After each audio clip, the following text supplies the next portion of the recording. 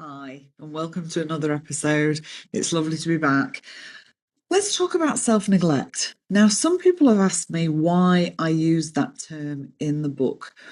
And I think it's something that we don't pay enough attention to. And we can think that self neglect is the really big stuff, that perhaps we're not eating at all, we're not showering at all, we're not taking care of ourselves in any way at all. But that's not what I'm talking about. I'm talking about the type of self neglect that you're probably just minimizing on a daily basis, on a weekly basis, and it accumulates and can cause all sorts of problems. So I'm going to go through a bit of a list that's in the book and have a little bit of a talk about this. And I want you to think about whether you can see yourself in any of these. And I'm betting that you'll be able to. So here are some examples. Skipping meals because someone else needs your attention. So this might be that you're about to take a break at work and you think, I'm feeling hungry, but actually my boss needs me. Or you're at home and you're going to sit down for lunch and then you think to yourself, I'll just get something for the kids first. Or I'll just do that thing for my partner that I said I'd do, and then I'll get my own lunch, even though perhaps your tummy is rumbling and you really do need to nourish yourself. One of the other things might be that you are spending time, perhaps the evening before or early in the morning, perhaps getting up earlier, to prepare packed lunches for other people, perhaps for your kids, perhaps for your partner. And then you get to work or wherever you're going, and you realize that you don't have anything for yourself. You've thought about everybody else, but you haven't stopped to think about yourself. You might be minimizing something important that you've planned to do, again, because there's things other people need. They need you. They want you to do something for them. So you keep putting off your plans. Now, if that just happens maybe once, maybe twice, that might not be such a big deal. But if you find that you're somebody that keeps doing that all the time, chances are you're going to start to build up resentment. You're going to have an underlying feeling that, when is it going to be your time? When is it going to be your chance to do something you want to do? And that can start to leak out in different areas in your life. One, the resentment can start to build up for yourself. You start to feel more unhappy. You can have that impact that your nervous system is always on alert, which can have its own physical repercussions. It can start to impact the relationships that you have in your life and how you want to engage and respond, or perhaps you're reacting to the people around you. You might be staying in a job or a type of work that you just dread. And again, this has implications for your nervous system, your overall happiness, the way you're engaging with other people in your life.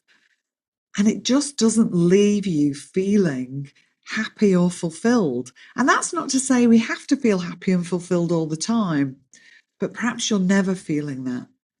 Perhaps you're always questioning, why does life feel so heavy?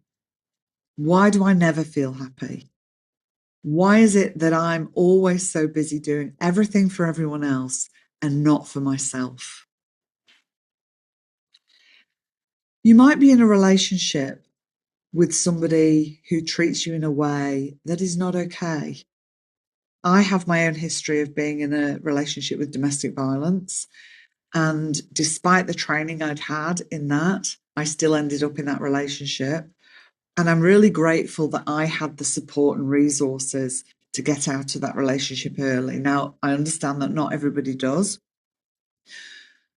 but sometimes we're not even paying attention to the fact that this is not good for us, or we're noticing it, but we're making lots of excuses for why it's okay. And if that is you, I would suggest that you do your best to talk to somebody that you can trust. And I know this is a very complex area and we're not going to go into it in this episode, but pay attention to what's happening as best you can and seek the resources you can as best you can.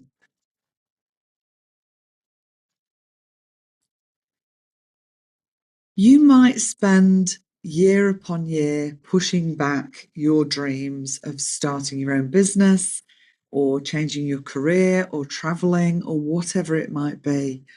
And again, it might be because you're so focused on making sure everybody else is doing what they want, they've got what they need, and that everyone else around you is feeling happy.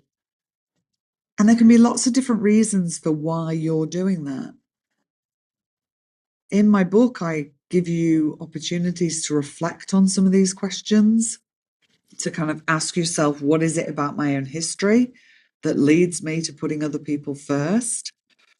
It can be a very personal thing. It can be a societal thing, particularly if you are a woman or you were assigned female at birth. You'll have been socialized into that sort of making sure everyone's okay, thinking about the other first.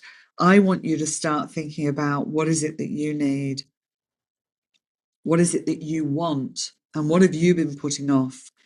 And can you start to add some things into your life that are going to be nurturing and nourishing for you so you can have a life in which you thrive, not just a life in which you help everybody else thrive? You might be missing important meetings or health appointments, again, because you're busy taking care of other people, or you've just got so much on your plate that you're just not finding time for those things. And the thing with that is, particularly if it's health appointments, you need to think about, what impact is this going to have on my future self? And sometimes we need to take the time so that we can go and do the things that we need to do. We can feel like we don't have enough time, but we need to look at, well, what am I prioritizing? And am I actually prioritizing the right things at the moment? Like if you've got some health concerns that you're starting to ignore, then maybe you need to prioritize the health stuff, which might mean letting go of some other things. It might mean reaching out for help so somebody else can help you do all the other things you need to do. And I know those can be difficult things for some people as well. So these are all practices. This is about practicing asking for help or practicing noticing how you're feeling. It's not something that you're going to just immediately be able to notice and do. And that's where compassion can be really helpful, is bringing that compassionate response to yourself when it is hard, when you are struggling, and acknowledging for yourself, I find this really difficult. And you might add, I find this really difficult because of insert your own family history, insert your own experiences you've had in life.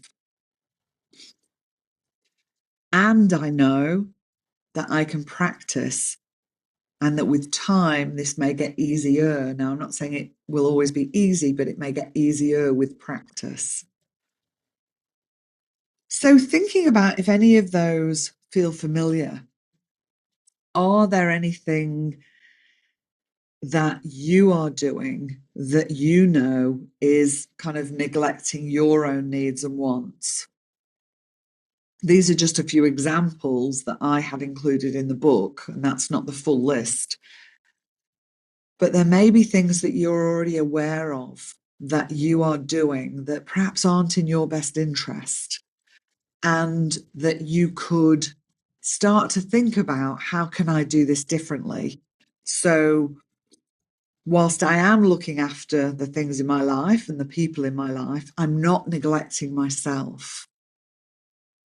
I remember hearing from somebody, and I can't remember who, so unfortunately I can't credit them, saying that we want to fill our cup to overflowing, and then we pour from the saucer into the lives of others, so that we're not in this continual process of depleting ourselves.